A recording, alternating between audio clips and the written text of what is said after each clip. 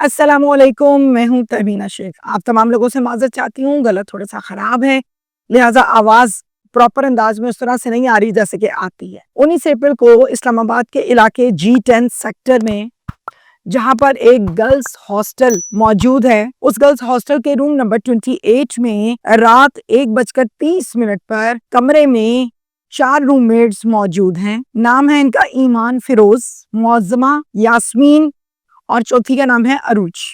ये चारों लड़कियां अपने कमरे में मौजूद हैं और रूममेट्स हैं। पहली है जी ईमान फिरोज। ईमान फिरोज जो है वो रात 1:30 पर अपने रूम से बाहर निकली। 15 ही सेकंड में चीखती, घबराई और शोर मचाते हुए वापस अपने कमरे में आ गई। पीछे पीछे एक लड़का आ रहा है, उसके हाथ में पिस्टल है, वो पिस्टल लहराता हुआ इसके पीछे पीछे कमरे में आ गया, कमरे में घुस गया जहाँ पहले से 3 लड़कियां मौजूद है और चौथी ईमान फिरोज है। क्या करता है, बार बार लड़कियों को गन दिखाता है और ईमान को सीधे 2 फायर मार देता है और फिर वहां से फरार हो जाता है। फायर की आवाज से लड़कियां जो मौजूद थी वो बहुत डर गईं। वहां का जो स्टाफ था सोया हुआ वो सारे का सारा उठ गया, जाग गया। और इसी वक़्त की तस्वीर और वीडियोस जो हैं वो मैंने देखी हैं। यकीन करें, तस्वीर और वीडियोस को देखकर बहुत खौफ भी आता है और बड़ा तरस भी आता है। बड़ा अफसोसनाक सा ये वाक़या है कि कैसे खून में लथपथ ईमान फिरोज जमीन पर गिरी हुई और पास 3 लड़कियां खड़ी हुई और तीनों बुरी तरह से रो रही हैं। कत्ल होने वाली ईमान फिरोज कौन थी? कातिल के साथ इसकी क्या दुश्मनी थी? रात 1:30 पर कमरे में घुसकर 2 गोलियां मारी और वो भी उसकी रूममेट्स के सामने। क्या कातिल ईमान को कत्ल करने के लिए ही आया था या किसी और को कत्ल करने के लिए आया था? गलती से हो सकता है ईमान को फायर लग गया और फायर मारा गया। अफरा तफरी की पोजीशन में रात 1:30 पर कौन किसको मिलने जाता है? क्या किसी गर्लफ्रेंड को मिलने के लिए आया था? यानी शाहिदीन में 3 लड़कियां हैं और पुलिस को बड़ी अहम किस्म की स्टेटमेंट भी इन 3 लड़कियों ने दी है और इन 3 लड़कियों की स्टेटमेंट से बहुत सी गुत्थियां सुलझी हैं। इसके अलावा मकतूला के भाई की बड़ी अहम तरीन स्टेटमेंट सामने आई है, मैं वो भी आपसे शेयर करूंगी इसी व्लॉग में। डिटेल की तरफ आती हूँ। यह अफसोसनाक वाकया इस्लामाबाद में पेश आया है, लेकिन इस वाकये का जो बैकग्राउंड है वो पूरे का पूरा मानसहरा से मिलता है। घर के सरबराह हैं मोहम्मद जुबैर साहब, जिनके 2 बच्चे हैं। बड़ी बेटी है ईमान फिरोज, उम्र है 22 साल और एक बेटा है जिसका नाम है जैद खान। ईमान फिरोज शुरू से ही बहुत ही ज़हीन, बहुत ही लायक और पढ़ने वाली बच्ची थी। बल्कि ग्रेड्स की, मार्क्स की बात करें तो हर मर्तबा इसकी स्कूल में भी टॉप 3 पोजीशंस में पोजीशन आती थी। अपनी स्कूलिंग इसने कंप्लीट की, फिर कॉलेज में एडमिशन लिया, कॉलेज कंप्लीट किया, तमाम का तमाम मानसहरा से। उसके बाद इसने इंटरनेशनल इस्लामिक यूनिवर्सिटी में 4 ईयर प्रोग्राम के लिए एडमिशन लिया और ये यूनिवर्सिटी इस्लामाबाद में मौजूद थी। इस्लामाबाद में अब इनका कोई रिश्तेदार नहीं रहता, रहे तो कहाँ रहे।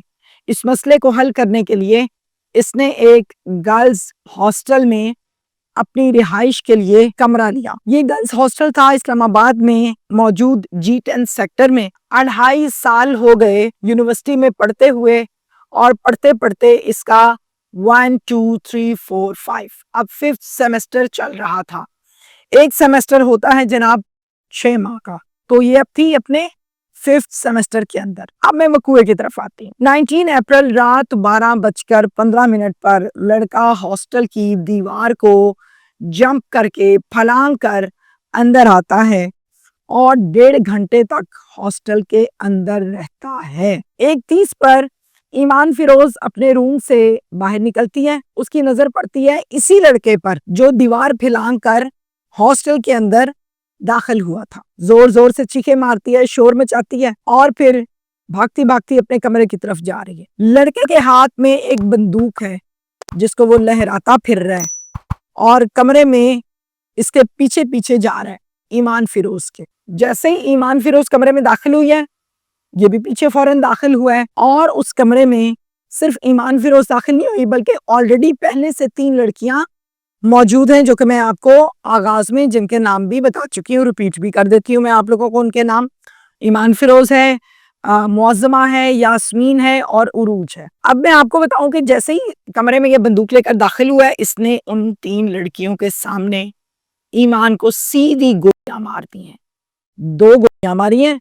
موقع پر ایمان ڈھیر ہو گئی، وہاں پر موجود سٹاف گولیوں کی آواز سے ہڑبڑا کر اٹھ گیا۔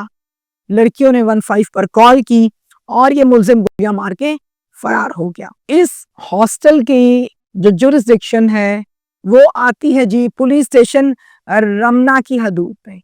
تو جناب رمنا پولیس اسٹیشن کی نفری 15 کی کال پر وہاں پر پہنچی، وقوع کو دیکھا، لاش کو تحویل میں لیا اور پوسٹ مارٹم کے لیے ہاسپٹل شفٹ کیا۔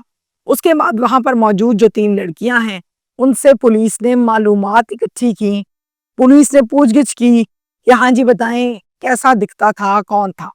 تو لڑکیوں نے بتایا کہ سفید کلر کا سوٹ پہن رکھا تھا، ہاتھ میں بندوق تھی، سانولا سا رنگ تھا اور درمیانی سی ہائٹ تھی۔ پولیس نے کہا عمر بھی بتا سکتی ہو، تکا مار کے کوئی آئیڈیا ہے؟ تو کہتی ہیں بالکل بتا سکتے ہیں، 25 سے 26 سال کا نوجوان لڑکا تھا۔ اچھا جیسے یہ داخل ہوا ہے اس نے کیا کیا؟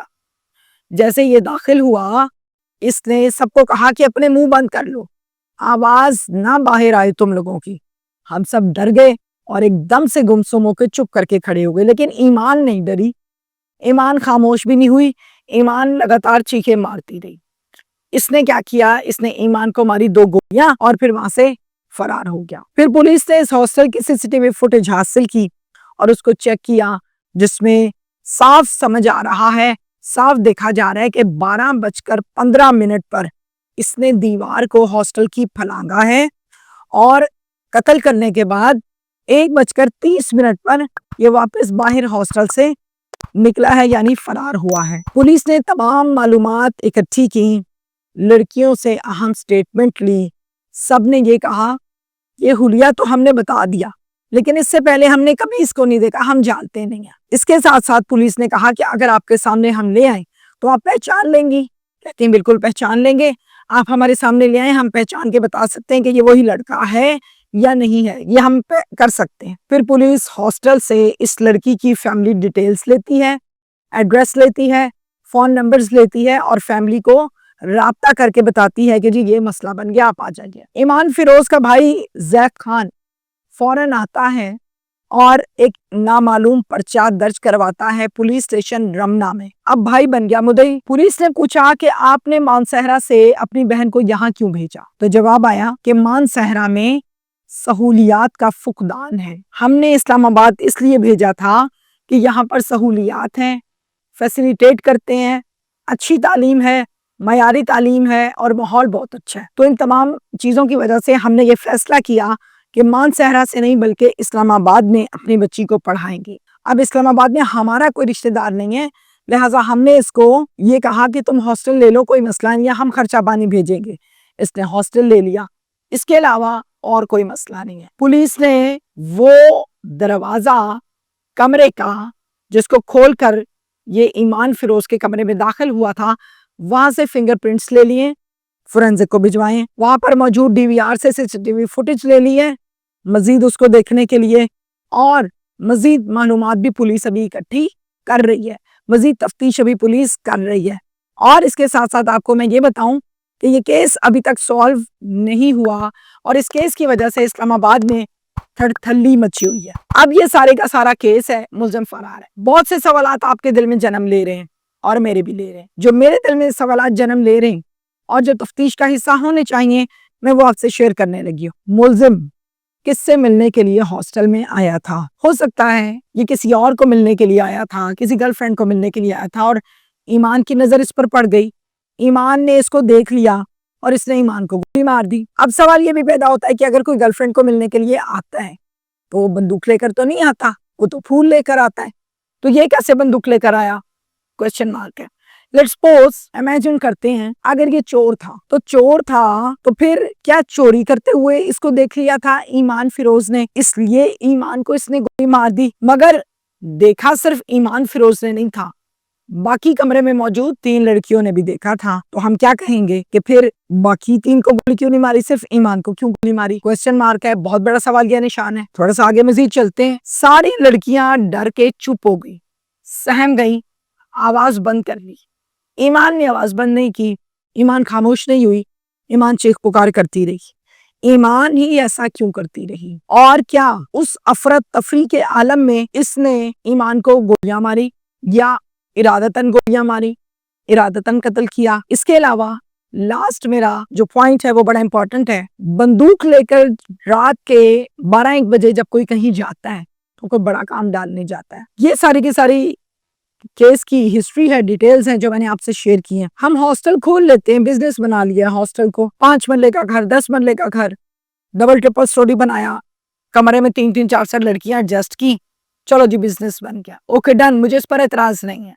مجھے اعتراض اس بات پر ہے کہ آپ نے سیکیورٹی کا خیال کیا. آپ کی دیوار اتنی چھوٹی تھی کہ باہر سے بندہ آیا, پھلانگ کے اندر چلا گیا, لڑکی ماری باہر چلا گیا. اب یہ تو آنر ہے جو, یا مینجمنٹ ہے جو, یا جنہوں نے پاس کیا کہ ہاں جی اس بلڈنگ میں ہاسٹل کھول لیں, اس ادارے کو پوچھنا چاہیے کہ ہاسٹل کی سیکیورٹی کو چیک کیا تھا. ہاسٹل کی سیکیورٹی اگر ناقص نہ ہوتی تو یہ قتل نہ ہوتا. کیا ہاسٹل کے گیٹ پر سیکیورٹی گارڈ بیٹھا تھا؟ بڑی معذرت کے ساتھ, ہاسٹلز, پلازاز یا اور ایسی چیزیں جن کے گیٹ پر سیکیورٹی گارڈز بٹھائے ہوتے ہیں, سیکیورٹی گارڈ کی عمر کتنی ہوتی ہے؟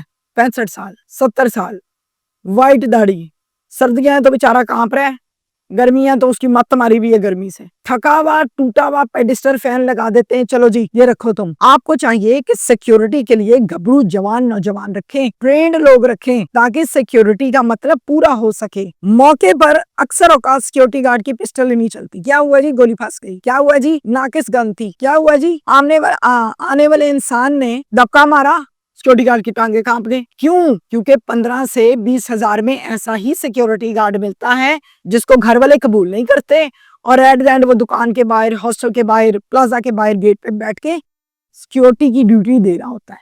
تو سیکیورٹی ناقص ترین تھی جس کی وجہ سے یہ وقوع پیش آیا. اگر میں یہ مان لوں سیکیورٹی گارڈ ٹھیک تھا, تو کیا مین گیٹ سے ہاسٹل کے اندر کی انٹری میں ہاسٹل کی جو لابی ہے اس کے گیٹ پہ کوئی بندہ نہیں تھا, کوئی وارڈن نہیں تھی؟ وارڈنز تو موجود ہوتی ہیں ہاسٹل کی, پھر وہاں پر کوئی نہیں تھی, اور کیا دروازہ بھی کھلا ہوا تھا, کیا آیا اور سیدھا اندر؟ میں نے تو یہ سنا ہے کہ رات 9 بجے کے بعد دروازوں کو بند کر دیا جاتا ہے سیکیورٹی کے حوالے سے. جو ہاسٹلز ہوتے وہ بھی کھلا تھا, یعنی پورا نظام سونے پہ سہاگا. Thank you.